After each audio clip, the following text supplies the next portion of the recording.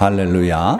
오늘 저는 여러 성도님들과 함께 하나님의 뜻 안에서 행복한 가정을 이루려면 이런 제목으로 함께 은혜를 나누겠습니다.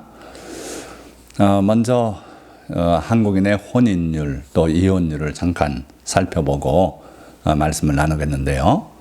자, 여기 혼인율이죠. 해마다 대한민국에서 결혼하는 가정 얼마나 되는가. 1970년도 약 30만 건이죠. 거기서부터 43만 건까지 증가했다가 그리고 작년에는 19만 건으로 줄었어요. 그런가 하면은 이혼의 숫자는 얼마나 되는가 보니까 70년도에는 1만 건에 불과했답니다. 그래서 30만 커플이 결혼을 하면은 한 가정이 깨어지는, 이혼하는 그런 정도였죠. 그런데 그게 21년도에는 놀랍게도 10만 건의 이혼이 있어요. 그래서 이게 대단한 변화인데 그 중간에도 보면 30만 건의 결혼이 있었고 17만 건의 이혼이 있고 결혼하는 커플 숫자에 비해서 반이 넘는 숫자가 이혼하는 옛날 같으면 꿈도 꿀 수 없는 그런 현상이 우리 대한민국에 일어나고 있다. 자, 그래서 그걸 기억하시고 그러면 오늘의 말씀도 세 단락으로 나눠서 증거하도록 하겠습니다. 자, 첫째 단락은 행복한 가정을 위한 하나님의 뜻은 무엇인가? 자, 여기 잠언 22장 6절의 말씀을 소개했는데 마땅히 행할 길을 아이에게 가르치라. 그리하면 늙어도 그것을 떠나지 아니하리라. 가정교육 또는 조기교육의 중요성을 말씀하고 있죠. 그래서 주일학교라든지 또는 가정예배를 통해서 어려서부터 하나님의 말씀을 듣는 것이 매우 중요하다는 거예요. 그래야 그 사람이 평생을 변치 않고 늙어서까지 하나님의 말씀대로 살아가게 된다 하는 얘기죠. 참 귀한 진리의 말씀이에요. 그래서 오늘 우리가 가정 또는 결혼, 이혼에 관해서 말씀을 증거하는데 이거는 결혼을 앞둔 청년들을 위한 말씀인가? 물론 그들을 위한 말씀이 되지만 또 자라는 청소년들, 어린아이들부터도 이러한 말씀을 잘 듣고 무엇이 하나님의 뜻인지 알고 살아가야 된다 하는 거예요. 또 결혼할 자녀를 둔 부모님들, 본인들은 이미 다 성공해서 아름다운 가정을 꾸리고 있지만 또 지금 결혼을 앞둔 자녀들이 바르게 살아서 그들도 행복한 결혼 생활을 해야 되지 않겠습니까? 그래서 오늘의 말씀은 이런 모든 세대를 위한 말씀이다. 기억하시고 말씀을 귀 기울여 들으시고 또 자녀들에게 또는 본인이 이렇게 귀감을 삼아야 될 줄 믿습니다. 그래서 하나님의 뜻부터 바로 알아야겠다. 하나님의 본 뜻이 무엇인가를 분명히 알아야겠고요. 제가 전도사로 섬기던 교회 그 표가 있었어요. 저는 참 그게 감동적이어서 늘 말씀을 나누고 하는데 그 표가 뭐냐면 바로 배워, 바로 알고, 바로 믿자. 자, 우리는 보통 바로 믿는 것만 신경 쓰지 않습니까? 그런데 그 바로 믿는 올바른 믿음의 기초는 바로 아는 데서 시작이 된다는 것이고 또 바로 아는 것은 결국은 바로 배워야 바로 알게 돼요.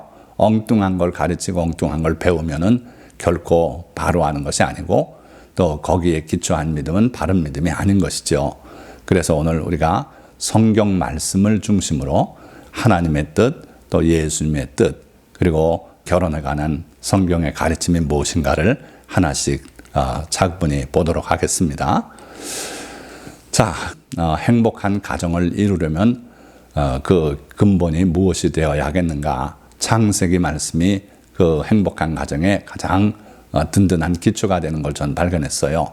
그래서 창세기 2장 18절에 보니까 여호와 하나님이 이르시되 사람이 혼자 사는 것이 좋지 아니하니 내가 그를 위하여 돕는 배필을 지으리라 하시니라. 자, 이 하나님의 인식이 정말 행복한 가정의 바탕이 되고 있다는 거예요. 자, 뭔가 보니까 첫째는 사람이 혼자 사는 것이 좋지 아니하다. 이게 모든 것을 아시는 우리 하나님 아버지의 판단이에요. 그래서 요즘 돌싱들이 하하호호 즐겁게 사는 것 같으나 하나님이 그 속을 들여다보실 때는 좋지 않다는 거예요. 그래서 하나님께서는 그를 위하여 돕는 배필을 지으리라 하시니라. 돕는 배필, 즉 배우자지요. 배우자는요, 노예가 아닙니다. 일하는 일꾼이 아닙니다. 돕는 배필이에요. 어쨌든 돕는 일을 하는 배필을 짓겠다. 이렇게 말씀하셨어요. 자, 여기까지가 하나님이 하시는 일이지요. 사람의 그 상태를 판단하시고 그를 위해서 뭔가 하나님께서 계획을 세우고 일을 하시더라 하는 거죠. 자, 그 다음에 24절에 가서 보니까 이러므로 남자가 부모를 떠나 그의 아내와 합하여 둘이 한 몸을 이룰지로다. 그러니까 하나님께서 아담을 잠들게 하시고 그 갈빗대를 꺼내서 그 아내 하와를 지어주지 않습니까? 그렇게 해서 아름다운 가정이 시작이 되게 하셨고, 그러고 그 후에 올 모든 인류를 위해서 이런 진리의 말씀을 우리에게 하고 계세요. 이러므로 남자가 부모를 떠나 그의 아내와 합하여 둘이 한 몸을 이룰지로다. 그래서 첫째는 남자가 부모를 떠나야 돼요. 자, 떠난다는 것은 육체적으로 떠나야 되고 정신적으로도 떠나야 돼요. 그리고 경제적으로도 떠나야 돼요. 그리고 실제로 부모 집을 떠나서 아내와 합해서 한 가정을 이루고 정신적으로도 부모에게 의존하는 그러한 사람이 아니고 자립할 수 있는 사람이 돼야 된다는 거예요. 이게 바로 행복한 가정의 기초다. 그러니까 혼자 사는 것이 좋지 않기 때문에 하나님께서 돕는 배필을 지어주셨어요. 사람이 한 게 아닙니다. 내가 여러 여성을 만나고 또는 여러 남성을 만나서 그 중에 마음에 흡족한 사람을 택해서 결혼했다. 겉으로 봐선 그런 것 같을지라도 하나님께서 나를 위해서 지어주셨어요. 그래서 어릴 때서부터 지금까지 잘 자라게 하시고 만나게 하셨어요. 이게 하나님이 하시는 일이고, 우리 입장에서는 부모를 떠나는 그러한 성숙한 사람이 돼야 되고, 그리고 아내와 합하여 한 몸을 이루어야 돼요.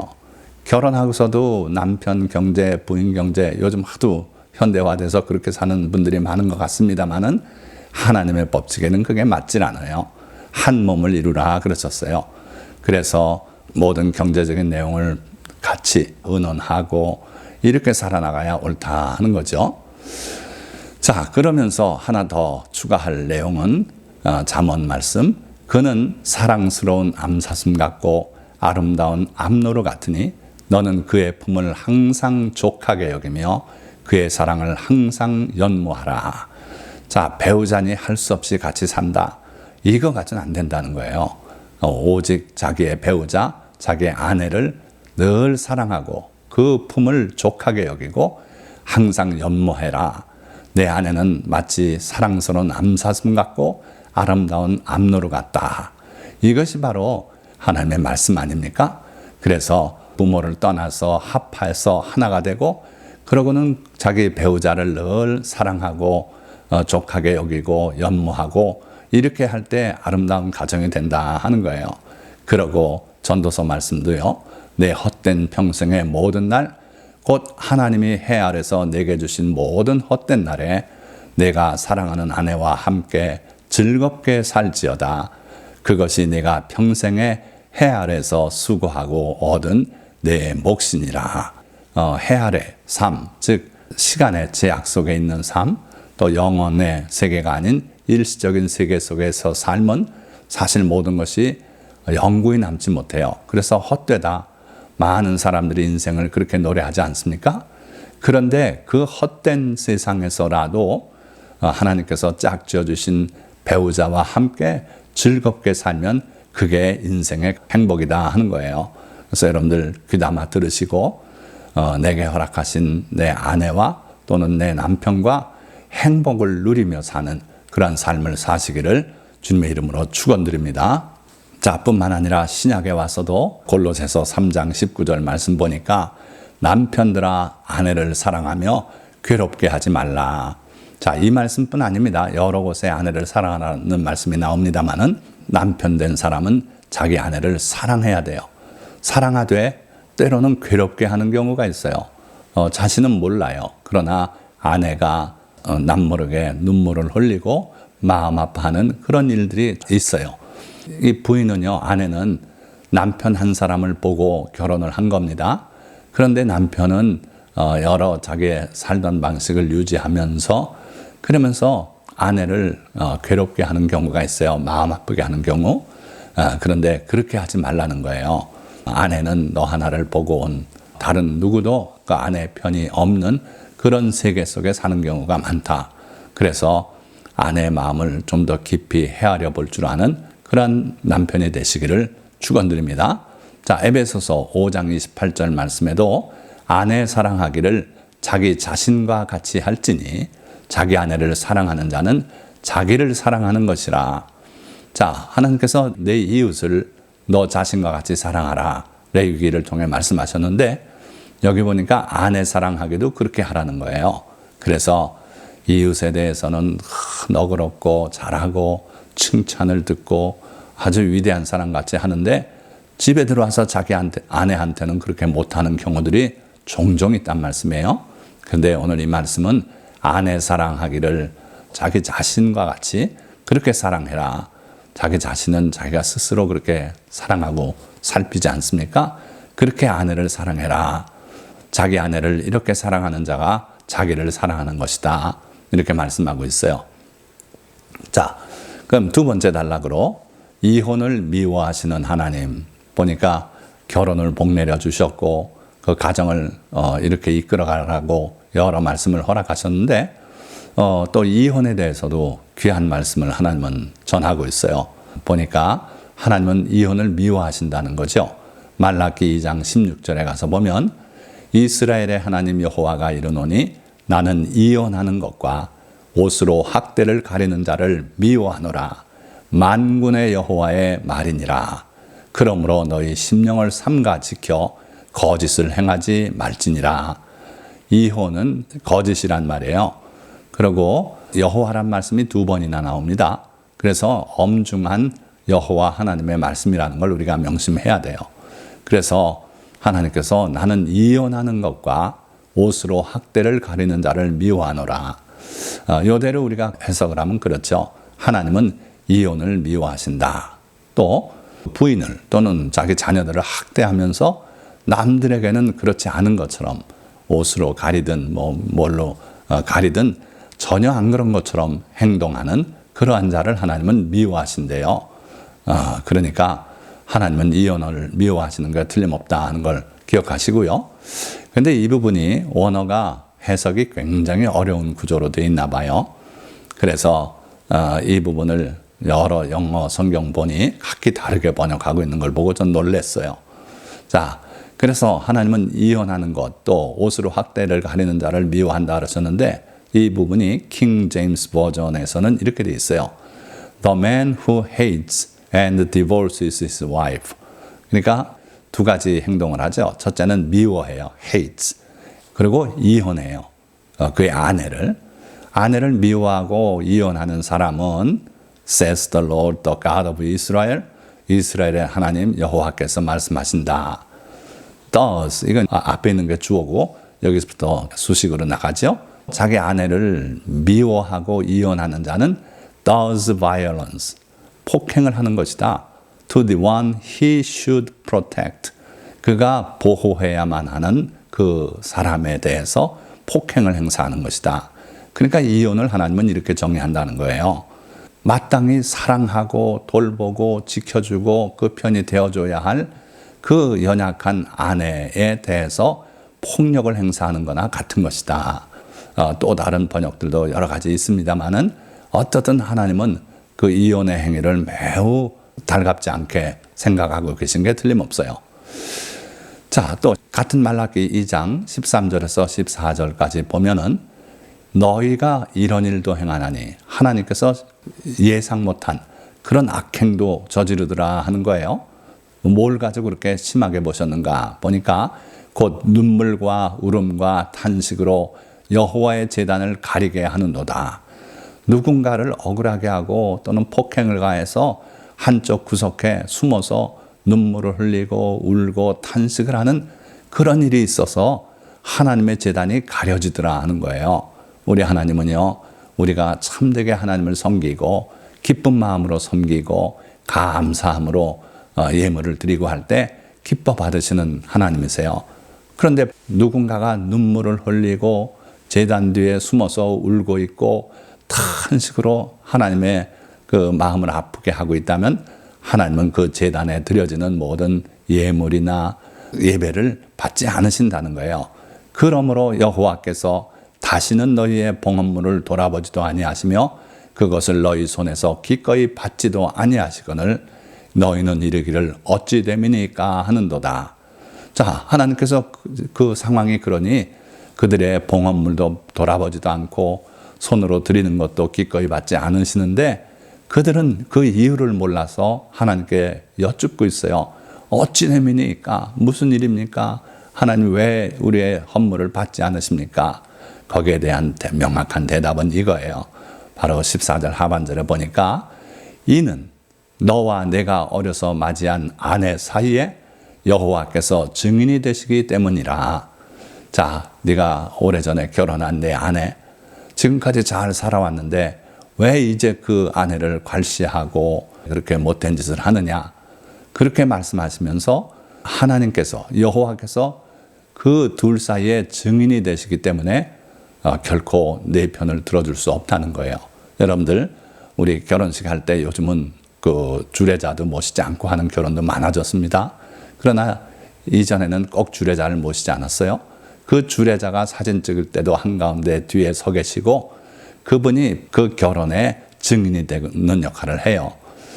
우리는 법적으로 그렇게 주례가 무슨 증인으로 사인하고 이런 건 없습니다만은 미국의 결혼 신고 제도는요, 반드시 그 증인이 한 사람이 있게 돼 있어요.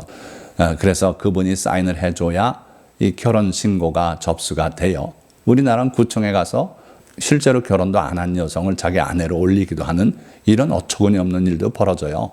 그거는 증인을 거기에 와서 사인하게 하지 않기 때문에 벌어지는 일이다 보는 거예요. 그래서 이 증인이 항상 있게 마련이다. 그런데 우리 결혼은요, 여호와 하나님께서 증인이 되신다는 거예요. 그래서 여러분들이 오랜 세월이 흘러서 지금은 그게 아득하고 그래가지고 아내하고 조론을 하는 사람도 있고 뭐 별 사람들이 다 있습니다만은 하나님께서 용서치 않으시는 거예요. 용납지 않으시는 거란 말이에요. 그래서 하나님께서 그 아내가 억울해하고 눈물 흘리고 하면 여러분들이 드리는 예배고 예물이고 아무것도 받지 않으시고 돌아보지 않겠다 그러셨어요. 자, 마지막 단락입니다. 이혼을 금지하신 예수님. 마태복음 19장에 가면 결혼, 이혼에 관한 논쟁이 소개되어 있어요. 바리새인들이 예수께 나와 그를 시험하여 이르되 사람이 어떤 이유가 있으면 그 아내를 버리는 것이 옳으니까, 뭔가 이유가 있어서 아내를 버린다, 즉 이혼하는 것 가능한 겁니까? 아닙니까? 이렇게 도전적으로 여쭤봤어요.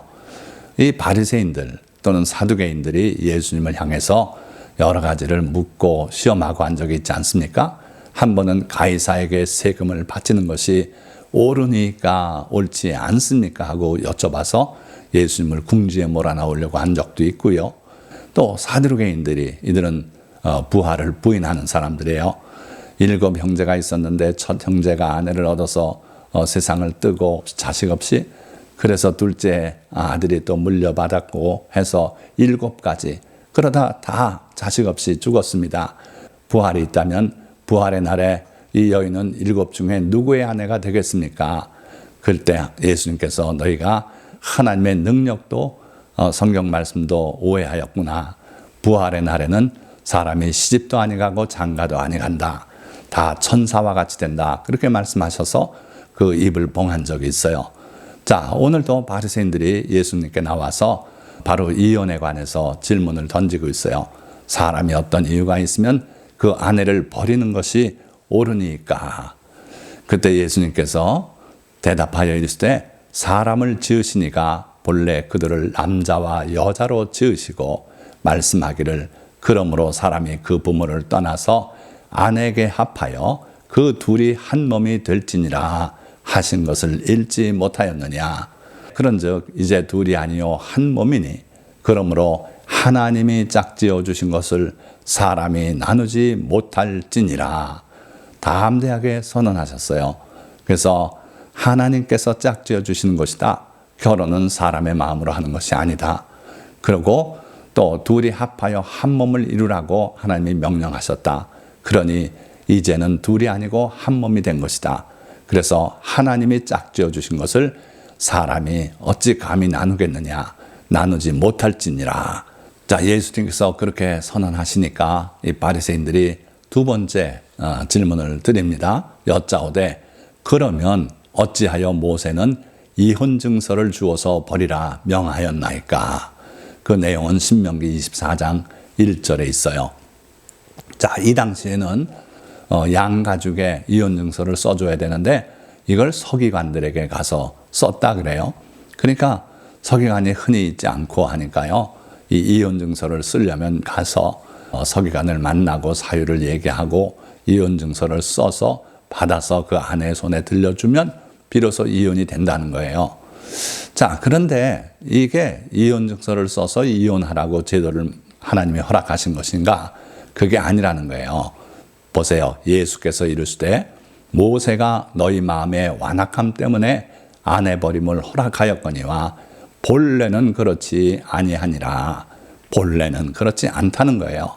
하나님의 속마음은 결코 그것이 아니다. 이혼하라고 제도를 허락하신 것이 아니다. 너희가 완악하기 때문에 잘못하면 아내를 폭행해서 죽게 하거나 또는 아무것도 없이 추운 바깥으로 내쫓아버리거나 이렇게 해서 길거리를 전전하고 이런 신세가 되지 않도록 하기 위해서 그래서 하나님이 너희 악함 때문에 모세를 통해서 이 제도를 허락하신 것이다. 그런 말씀이에요. 그래서요, 우리가 하나님의 법대로만 한다고 하나님이 다 기뻐하시는 건 아니구나 하는 걸 아셔야 돼요. 하나님의 본 뜻이 무엇인가를 정확히 파악하고 하나님께서 기뻐하시는 뜻을 따라서 여러분들이 살아가시기를 예수 그리스도의 이름으로 축원드립니다. 내가 너에게 말하노니 누구든지 음행한 이유 외에 아내를 버리고 다른 데 장가드는 자는 간음함이니라. 사람은 이혼 절차를 밟아서 아내를 내보냈지만 하나님은 증인으로서 그 둘을 부부로 인정하시는 거예요. 그러니까 쫓겨나갔어도 음행한 일이 없다면 그 여인은 아직도 그 남자의 아내인 거예요. 이게 하나님의 영적 원리입니다. 그래서 음행한 이유 외에는 이혼을 해서도 안 되고 또 이혼을 했더라도 그 여인에게 장가드는 자는 남의 아내를 취하는 것에 대해서 이게 음행이다, 간음이다 하는 말씀이죠. 자, 그래서요, 여러분들이 에스겔 18장을 한번 조용히 읽어보세요. 거기에는 여러 가지 형태의 죄 사함에 대해서 또는 회개에 대해서 설명이 나오는데 새롭게 변화된 삶을 살면 하나님은 그 이전 삶을 기억도 안 하신다 그랬어요. 참 신비로운 일이에요. 우리 하나님이 다 기억하시고 다 아시는 분인데 어떤 악인이 회개하고 마음을 바꿔서 올바르게 살아가기 시작하면 그 이전은 기억 안 하시고 그의 새로운 삶만 기억하시겠다는 거예요. 그래서요, 이 부부간의 문제도 그렇습니다.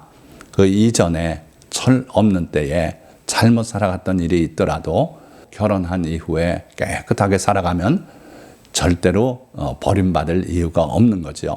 이게 에스겔 18장에 들어있는 신비예요. 하나님의 마음이 그러시다는 거예요.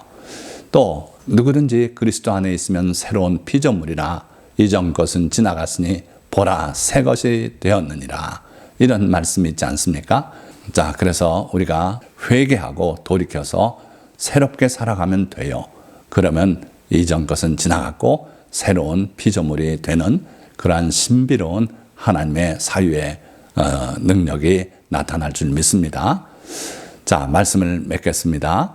하나님은 사람이 혼자 사는 것을 좋지 않게 보셨습니다. 그래서 그를 위해 돕는 배필을 지어주시고 남자가 부모를 떠나 아내와 합하여 한 몸을 이루라 명령하셨습니다.